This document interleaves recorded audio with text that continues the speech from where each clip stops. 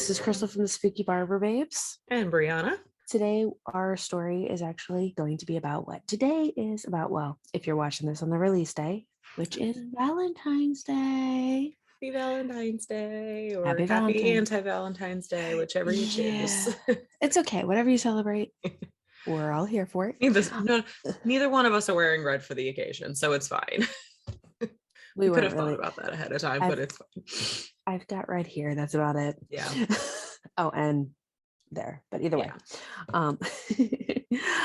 So for today, we are actually we're not touching it on like it's true crime, but it's history, like it's historical true crime, big part of history. So today we will be talking about the St. Valentine's Massacre, aka one of the biggest mob losses, like mob murders in Chicago history. And it's been subtly referenced in quite a few films without outright saying that it's what it is. If you've ever seen the so classic movie Some Like It Hot, starring Marilyn Monroe, the two gentlemen in the beginning that are on the run for witnessing something, that's, if you really watch it, that's what they're supposed to have witnessed. Because if you think about it, it's the time frame. I know now you want to go back and watch that movie.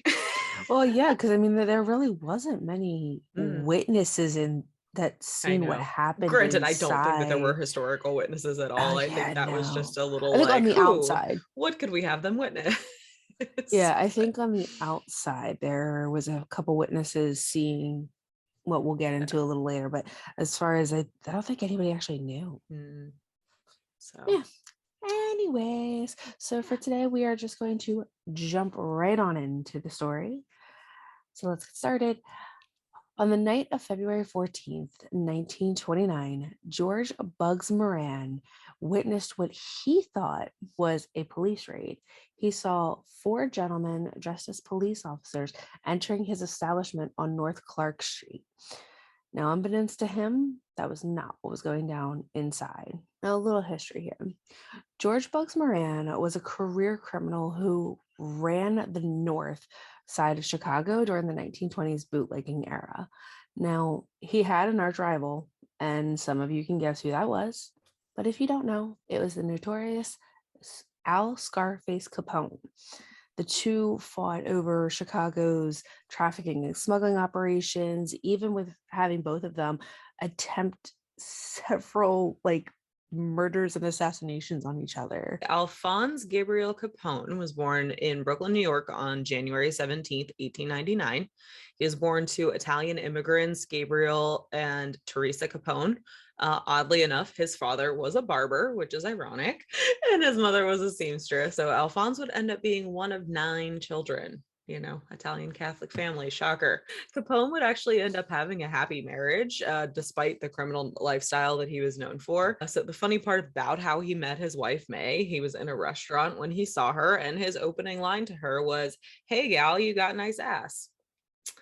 And her brother proceeded to take out his knife, giving him a nice solid mark across the face that would later solidify the name Scarface. Who knew it was that simple?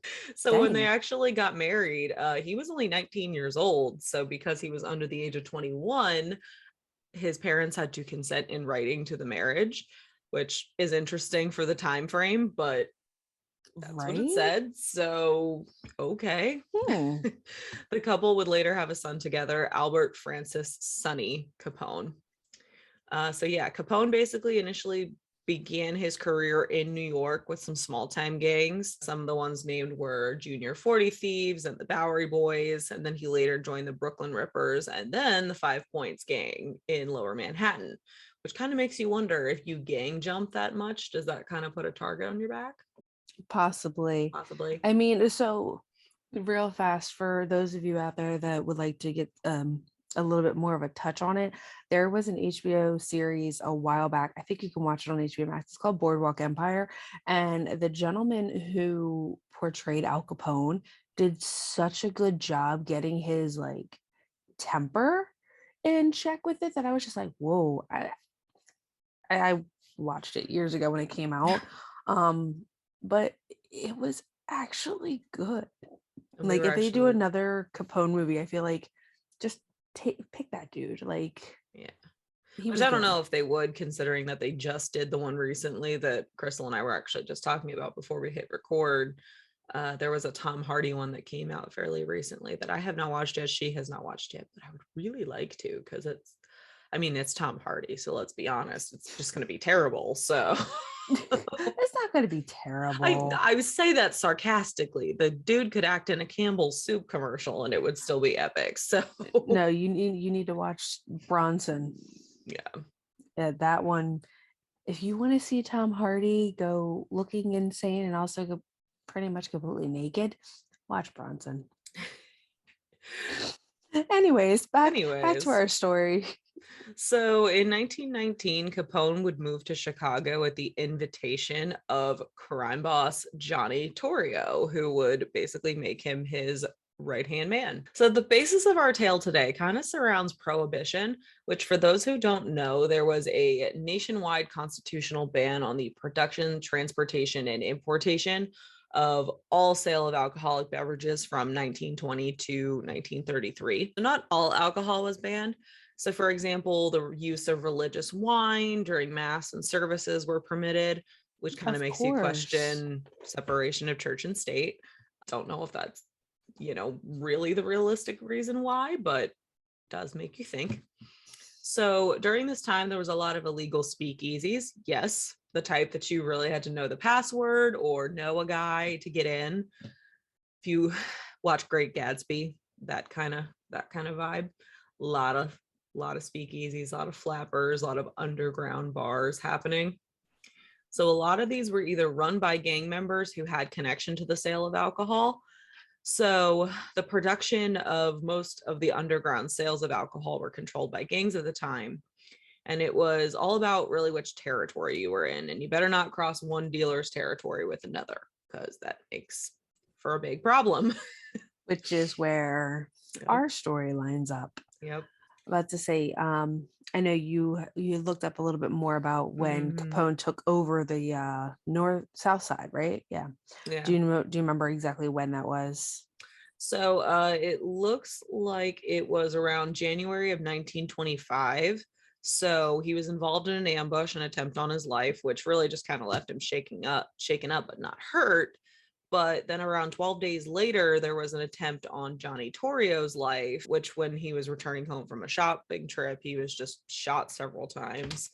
And if I'm correct, I think that was O'Banion that did that, because that actually sparks exactly where I was going to pick up at, where there was a bit of, with Torrio leaving, Torrio having a brush with death, which was O'Banion, and then there was a hit on O'Banion, which then leads into, you guessed it, a hit on Al Capone. Now, this attempt was made by Bugs Moran, Shemer Drusi, I couldn't pronounce that first name to save my life, and Jaime Weiss on September 20th, 1926 at around 1:15 p.m. Gunshots fired through Capone's headquarters in at the Hawthorne Inn in Cicero. Now, Capone was on the first floor having lunch at the time with his bodyguard. Now, I do dive into the bodyguard's history a little bit later on, but his name was Jack McGurn. Now, remember that name, because there's a lot with him later. Now, Capone and his bodyguard both hit the ground, protecting him and whatnot, but only one car passed by. Later, you're still hearing the gunshots going off as, the car's driving away. Well, Capone jumps up and runs to the door, kind of stupid, but he then looks around and realizes, oh shit, nothing's broken. The windows aren't broken. There was all these gunshots, but nothing was broken. It was a decoy to get him out and to the front, and even possibly outside of the hotel, where 7 Lincolns that were driven by Drusi, Moran, and Weiss unloaded over 1,000 gunshots from machine guns into the Hawthorne Inn. But to the North Gang's failure, they did not kill or even injure Capone. Like, that has to be frustrating. Also, But how Capone's terribly of body. a shot do you have to be? Like, Well, I don't think with those guns back then, no, like that's the true. Thompson machine guns, there wasn't really like aim. Plus, I mean, they Yeah, couldn't see him. Like his bodyguard true. had managed to land on top of him and like and keep him down. And Yeah, I noticed, and you see it in all of the gang movies, they aim up. They never aim down. it's true. You never aim like at the ground where everyone's laying. You lay up. But in retaliation, Capone then ordered a hit on Jaime Weiss, and Jaime was killed, shot at O'Banion's flower shop later. And this back and forth just continued between Capone and the gangs from the north. But the final straw that Capone had was when a $50,000 bounty was put on his head, and he basically then ordered Moran's gang destroyed. Didn't care how, he wanted them dead. So on February 14th, 1929, the worst day in mob history, Moran was running late to an expected whiskey, like bootlegged whiskey delivery. So his guys were already inside, they were sitting there waiting for everything. And Bugs was like, oh crap, I gotta get there. But when he got there, he parked a little ways away, but he watched 4 police officers. And I put that in quotes because, yeah, they entered his garage on 2122 North Clark Street. And he just expected his men were going to get arrested. He didn't think anything of it. He was just like, oh crap, they're all just going to get arrested. It's a police raid. They'll get arrested, they'll come out, and then I can just go in and just do what I got to do. But instead, inside the garage, the 4 officers turned out to actually be Capone's men in disguise. They lined up 7 of Moran's men, basically all 7 guys that were in, and this included Moran's top killers, Frank and Pete Gusenberg. And they lined them all up in a wall. Now, pictures that I saw, which will be included in on this, let me preface this by saying before the pictures do go up, they are gruesome. No picture I found has like body sheets on them. None. Nope. So if you have a weak stomach, I suggest skipping over the pictures because you see brains, blood, the whole 9, and you're just like, okay. Now, the saving grace is that most of them are black and white, so you can kind of read between the lines a little bit, but it's too obvious to go, yeah. oh, this is blurred. No, it is extremely obvious. And believe me, I tried finding pictures that were blurred. Well, same with the Black Dahlia case. I mean, a lot of those photos, E-Factor cameras weren't nearly as high tech as they are now. So God. that's a saving grace in some of those cases. Yeah. So in any article I read said that they were lined up, but the pictures that we'll be showing, there's chairs. So I have a feeling that these gentlemen were put in chairs and literally shot in the face. I do not think they were shot from behind. I think they were shot straight from the face. Yeah. I've seen some described it as a firing squad. I've also seen some that described the chair thing. So as it's been portrayed, it's usually firing squad style. So, but I think it was both because, like I said, you see the chairs that they all were sitting in. Frank, he was still alive, mortally wounded, but still alive when the real police officers got there. And, they're asking, who shot you? Who shot you? Who shot you? But he kept to his code of silence pretty much up until he died and said, no one, nobody shot me. Despite being riddled with bullets, he was like, nope, not going to snitch. So the massacre was actually proven to be the last confrontation between the 2 gangs. Basically because in 1931, Capone was arrested, sent to jail. And I mean, if you guys would like to hear some more about Capone, we could totally do a whole other episode on him. I mean, he was held locally in Eastern State Penitentiary for a few years. Penitentiary in Philadelphia. They actually still have a replica of, okay, here's the thing that irritates me. Yes, they have a replica of the cell that he was in with furniture, the whole 9. Well, the last time that I was there, it wasn't the room that they had used as Al Capone's cell for years because it was literally the room right next to it. but with different furniture and this and that. So I get it. Stuff decays over the years. So they might have also been trying to do some repairs to the room. Possibly. That could be a big thing. Cause I mean, when it comes to his like historical figures going into those like jail cells, they do try to keep the rooms from crumpling. And I know there was when I went, the Capone room was still Capone's room, but there was some like wall damage, and I know that they said that they were in the process of fixing up a couple the most notable cells. And So you that also got could to be a reason. factor too. I mean, the time frame that he was eventually incarcerated. I mean, we're not quite up to the 100-year mark, but we're in the 90s in terms of, time frame.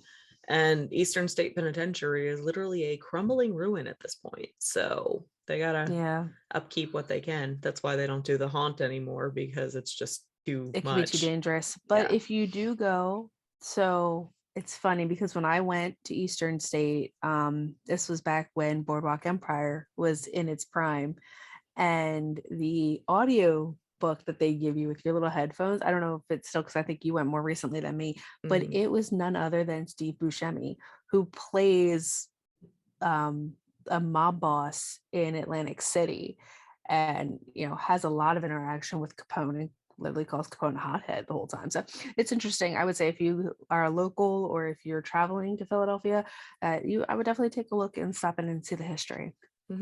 Now, back to this. Moran had lost too many important people during the massacre that he ended up losing control of his territory. So basically that kind of ended everything.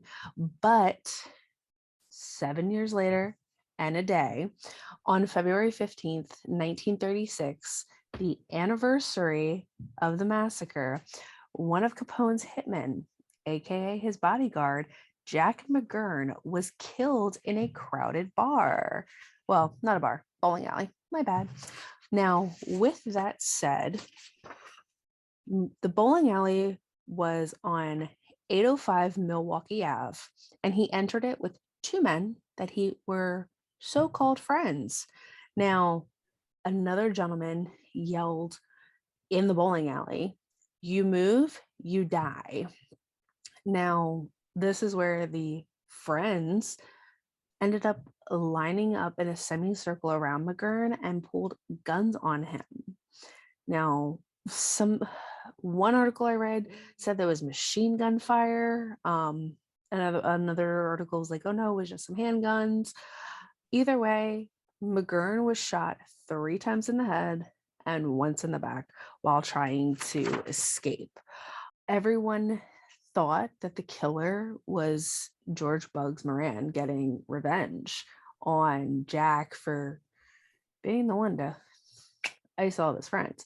Now, with the witnesses that I said earlier, there were some witnesses that were not in the building, not even like in surrounding buildings. They just saw they saw 4 people walking out of the garage, and 2 of them were still dressed as police officers, but the other 2 were black suits, hats, ties, like mobsters wore, and they were being walked out at gunpoint to actually continue to believe that it was a raid, but that police officers were staying and only 2 people were taken.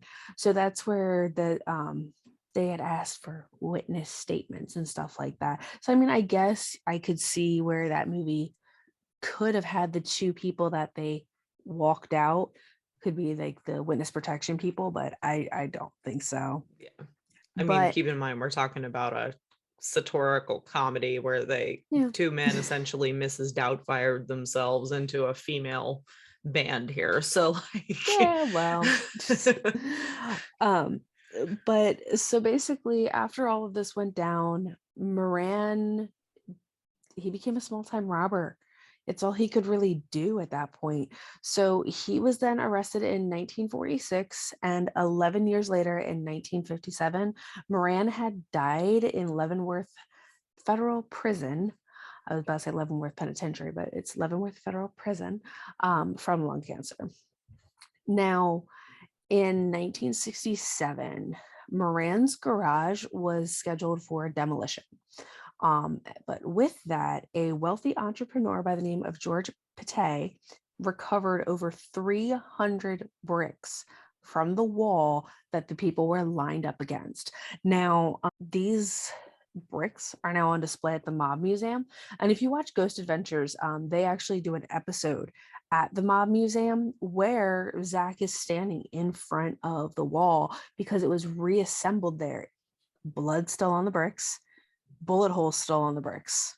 Like, I don't think there's any bullets in the bricks anymore, but there was, like, the holes are still there, and they're like now like circled, like, oh, here you go. Now, the day after the massacre in 1929, the police brought in the foremost forensic scientist. His name was Dr. Calvin Goddard, and basically what he was there to do was assess how many guns, what kind of guns, and things along that line, which, I mean, for the 1920s, okay, we see you.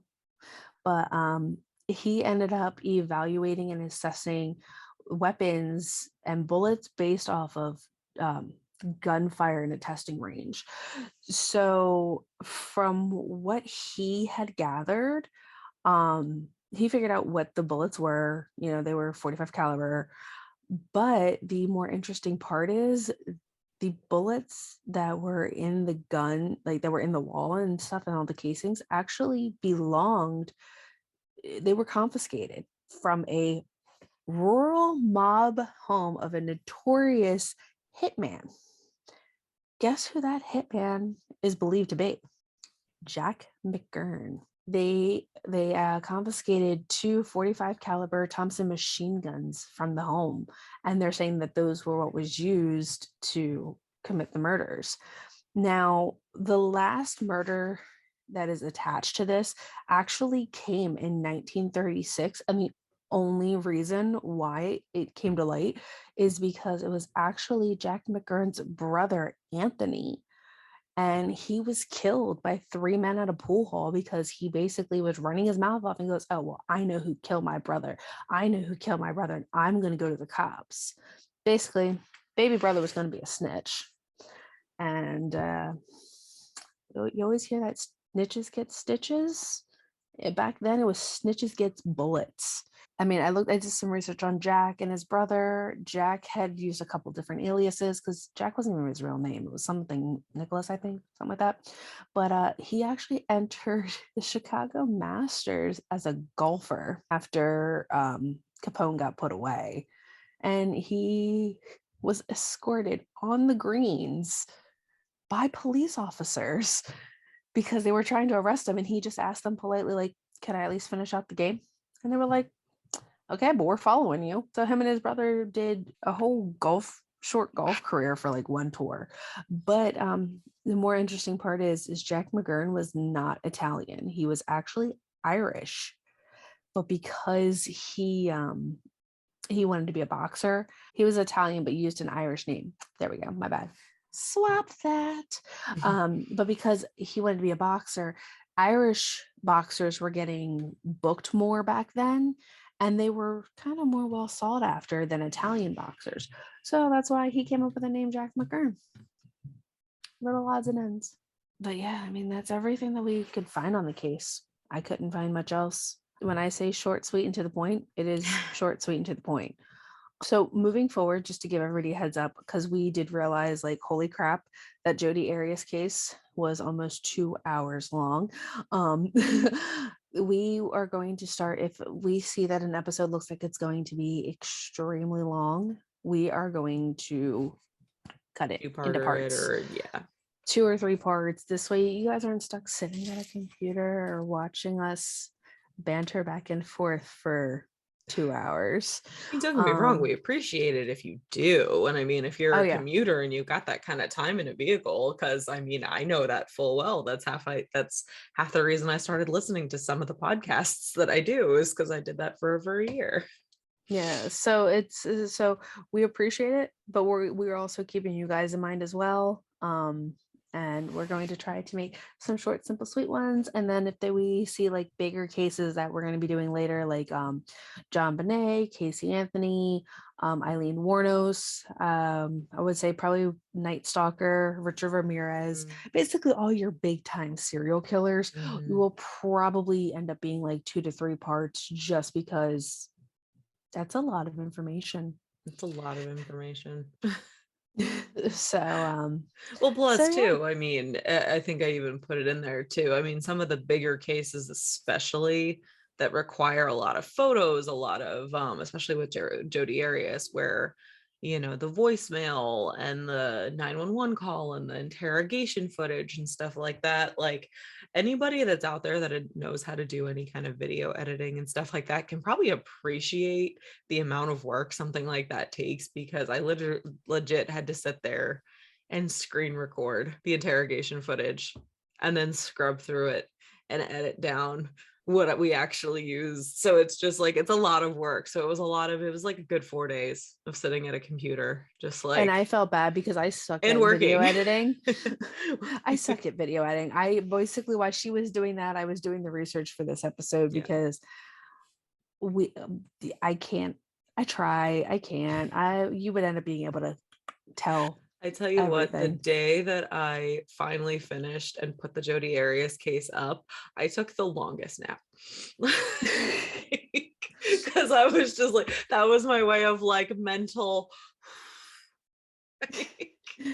which I mean, going through these cases and doing the research, depending on like the kind of person that they were, a case like that takes a lot out of you. Like it does. So especially when you have to hear like the whole case for 4 days straight when you're editing it. So I think that's another reason why I haven't done the Charles Edmund Cullen case yet, is just because like doing the research and writing out my script and everything, it's taxing. Like just hearing them describe their killings and stuff like that, it's like, and their reasoning behind it, you're just like, oh. But there will possibly be some episodes where Briana and I may just do a solo episode on YouTube of something that like we've have a little bit more knowledge of. We're going to be playing around with trying to see what we can get for YouTube content for you guys.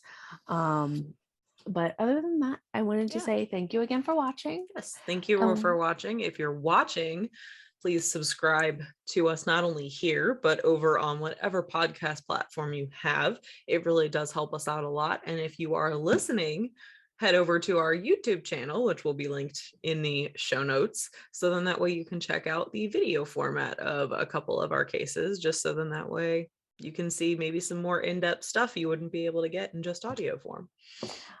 Also, like us on Facebook and Instagram. Like, I promise I will start getting Twitter figured out when I can figure it out. I suck at that kind of stuff, but I will figure it out. I'm working on it, promise. But anyways, thank you so much, and we hope you have a fantastic Valentine's Day or anti-Valentine's Day, however you celebrate, whatever you do. Even if you just pour a drink and sit by yourself and sip it and watch true crime or a comedy or anything at this point. Feeling things, that's still on. That's still a thing. Either way, thank you for listening. Thank you for watching, and we'll see you next time. Have a spooky day, guys.